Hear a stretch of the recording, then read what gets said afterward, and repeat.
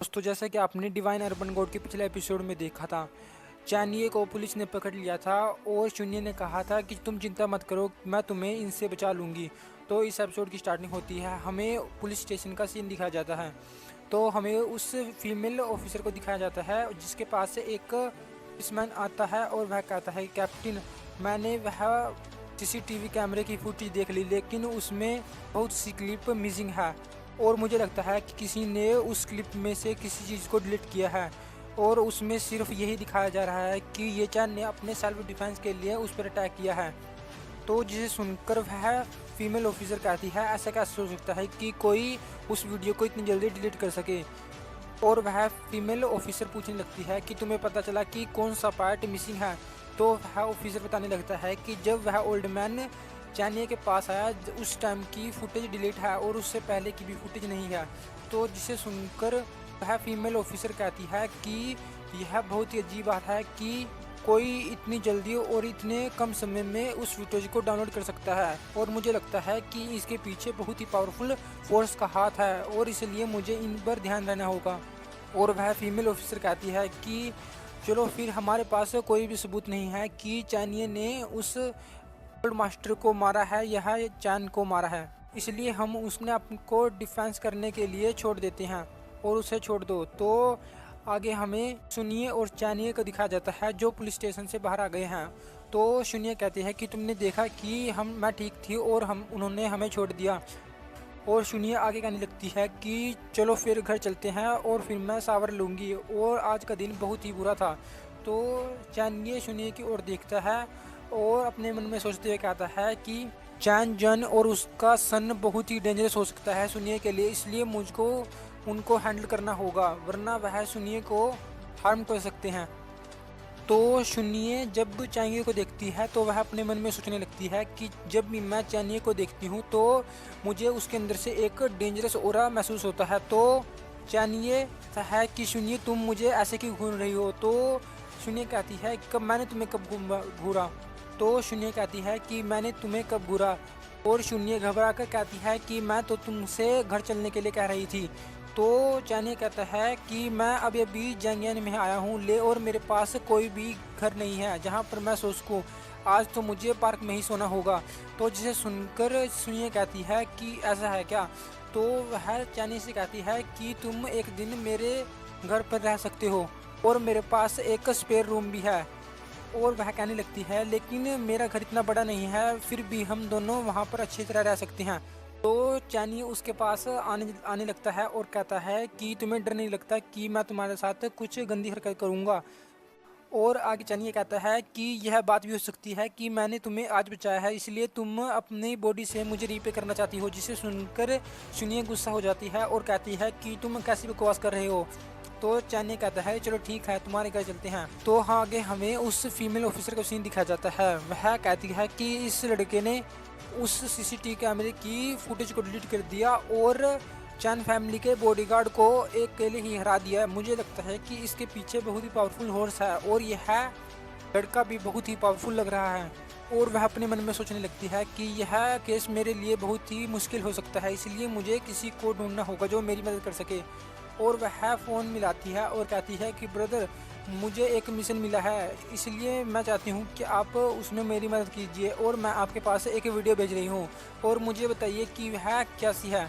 तो आगे हमें उस फ़ोन की कॉल का सीन दिखाया जाता है कि वह कहाँ पर है। हमें एक पहाड़ का सीन दिखाया जाता है जिसके आसपास एक घर होता है, उसके अंदर ही वह आदमी होता है जिसके पास वह कॉल आई होती है। वह कहता है कि लिटिल सिस्टर, मैं तुम्हारे इस बिजनेस से बहुत ही परेशान हो गया हूँ और हमारा फैमिली बिजनेस बहुत ही पावरफुल है, लेकिन फिर भी तुम उस छोटी सी जगह पर जाकर अपनी पुलिस की जॉब कर रही हो। मैं चाहता हूँ कि तुम यहाँ पर आ जाओ और मैं कब तक तुम्हारे इन छोटे मोटे क्राइम केस को सुलझाने में मदद करूँगा।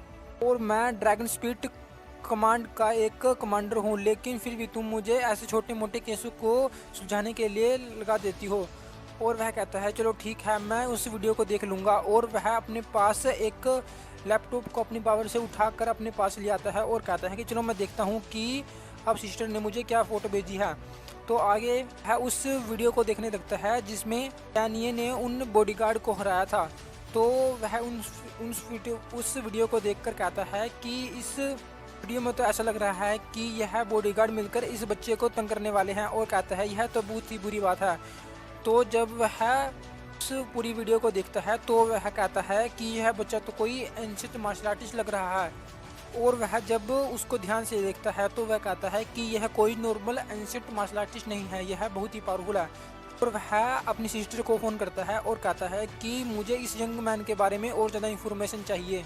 तो आगे सीन बदलता है और हमें शून्य के अपार्टमेंट का सीन दिखा जाता है जहाँ पर शून्य रहती है। तो वहाँ शून्य कहती है कि मैं नहा कर आ गई हूँ और तुम अब जा सकते हो नहाने के लिए। तो आगे चानिये भी नहाने लगता है और अपने मन में सोचने लगता है कि 5 साल पहले जब मैं मास्टर द्वारा बचाया गया था, मुझे नहीं पता कि वह मेरे लिए ब्लेसिंग थी या मेरे लिए क्रश। लेकिन जब से मैं मास्टर द्वारा बचाया गया हूँ तब से मैं बहुत ही बुरी तरह से अपनी ज़िंदगी को जी रहा हूँ और मुझे वह पहले दिन की बात अभी भी याद है। और वह मुझे हर रात सपने में आकर डराती है। और वह बताने लगता है कि जब वह अपने मास्टर से पहली बार मिला था तो उसके मास्टर ने उसको एक टाइगर के पिंजरे में फेंक दिया था जो लगभग 3 दिन से भूखा था। और मैं आखिरकार उस टाइगर को हरा पाया और जिंदा बच पाया। और कुछ देर के बाद उसने मुझे कल्टीवेशन करने के लिए एक जंगल में छोड़ दिया जिसमें मुझे बहुत ही कठिनाई हुई। उसमें मैं मरने ही वाला था लेकिन मैं किसी तरह वहाँ से बच गया। और जब भी मैं इस तरह के कोई सी मिशन पे गया तब मैं पूरे मरने ही वाला था लेकिन मैं क्रिटिकल टाइम पे आके बच गया। और जो चीज़ अब तक मुझे ज़िंदा रख रही है वह मेरा एंडलेस गुस्सा है जो मुझे उन लोगों ने दिया है। और जब तक मैं उन लोगों को नहीं मार देता तब तक मैं नहीं मर सकता। और वह अपने बॉडी से एक पावरफुल ब्लैक पर्पल कलर की एनर्जी निकालने लगता है और कहता है कि मैं तुम्हें मार दूंगा। तो आगे सीन हमें शून्य का सीन दिखा जाता है। शून्य कुछ वाटरमेलन को काट रही होती है और कहती है कि हमारे पास तो कुछ ज़्यादा कपड़े नहीं हैं और ये चैन ने भी अपने पास कोई कपड़े नहीं रखे तो वह क्या पहनेगा। और वह याद करने लगती है कि जब वह ना रही थी तो उसने अपने कपड़े कहाँ पर रखे हैं। तो वह याद करती है कि उसने तो वहीं पर कपड़े रख दिए। और वह सोचने लगती है कि मैंने तो अपने अंडरवेयर भी नहीं छुपाए। मुझे लगता है कि चैन ये उनको ढूंढ लेगा। और वह बाथरूम की ओर भागने लगती है और कहती है कि मुझे उसके देखने से पहले उन चीज़ों को छुपाना होगा। तो वह बाथरूम के पास आकर दरवाजे खोल देती है और कहती है कि चैन ये मुझे बाथरूम में कुछ काम है, क्या तुम थोड़ी देर के लिए बाहर आ सकते हो।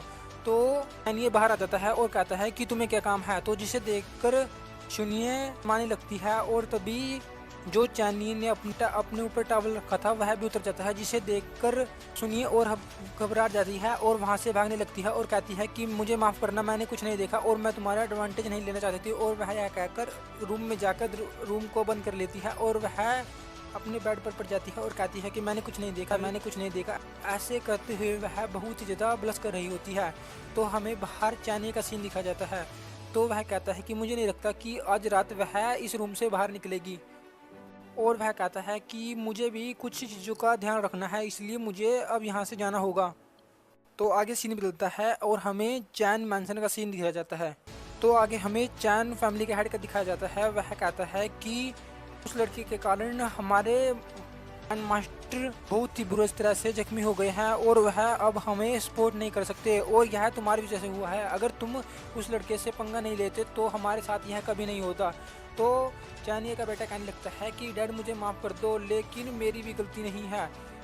उस वूमेन ने मुझे बहुत ही परेशान किया था जिसके कारण मैं उसको सबक सिखाना चाहता था, लेकिन वह लड़का वहाँ पर आ गया और उसकी वजह से ही यह सब कुछ हुआ है। तो उसका फादर उसको एक थप्पड़ मार देता है और कहता है कि आज तुम्हारी वजह से चैन फैमिली इतनी बड़ी मुसीबत में है। तो उसका बेटा कहने लगता है कि अगर यहाँ पर ग्रैंडपा होते तो वह कभी भी ऐसा नहीं करते और वह उस लड़के को भी मार देते। तो आगे चैन फैमिली का हेड कहता है कि मुझे अभी भी डर लग रहा है, वह किड इतनी आसानी से हमें नहीं छोड़ेगा, वह बहुत ही पावरफुल है, वह हमें मारने के लिए जरूर आएगा, इसलिए हमें कल ही ओल्ड मैन के पास मदद मांगने के लिए जाना होगा। तो उसका बेटा कहने लगता है कि हम ऐसा ही करेंगे और तब वह बच्चा जरूर मारा जाएगा। और वह कहता है कि अगर वह लड़का मारा गया तो मैं शून्य के साथ जो मर्जी चाहे वो कर सकूंगा और मैं उसके सामने ही शून्य को परेशान करूंगा। तो पीछे से चैनी आ जाता है और कहता है कि तुम क्या कर रहे हो, तुम शून्य को टच भी नहीं कर सकते, अगर तुमने ऐसा करने की कोशिश की तो तुम यहीं पर मारे जाओगे। और वह वहाँ पर आकर कुर्सी पे बैठ जाता है और कहता है कि मुझे तुमसे कुछ बात करनी है।